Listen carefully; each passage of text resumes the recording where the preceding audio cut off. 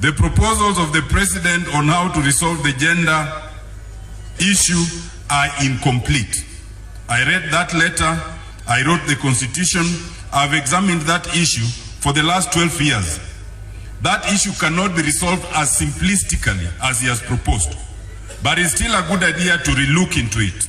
Because we must relook into it, we must fulfill what the Constitution intends, which is to achieve at least the 1/3 gender balance. We will have to think beyond what has been proposed.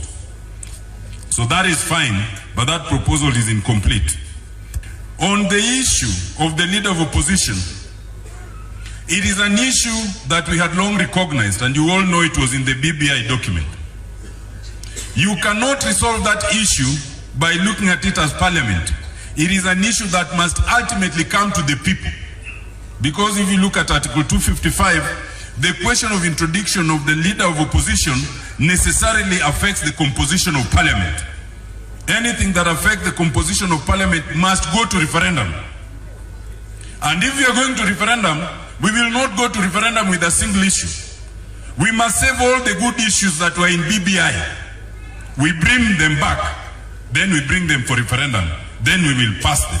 And at the same time, the wish to have ministers, cabinet secretaries come to parliament to answer questions is not a bad idea. But you cannot come to parliament to answer questions. The Speaker of Court will tell you, I cannot go to the county assembly of Siaya. If I go there, I'll be a stranger. Cabinet secretaries cannot come to the floor of parliament to answer questions right now because they are strangers. For them to do that, you must amend the Constitution and allow them to serve as CSs and cabinet and members of parliament. Again, to do that, that requires a referendum. What am I saying?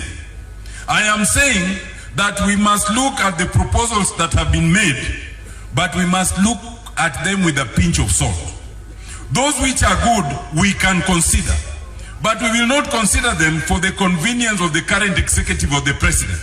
We can only consider them for the convenience of the entire country. So that if we are amending the Constitution, we amend it once and introduce all the good things we want, the way we tried with BBI. We will follow the directions of the Supreme Court. We will follow the dictates of the people. We must borrow all the good things in BBI that they opposed. If the president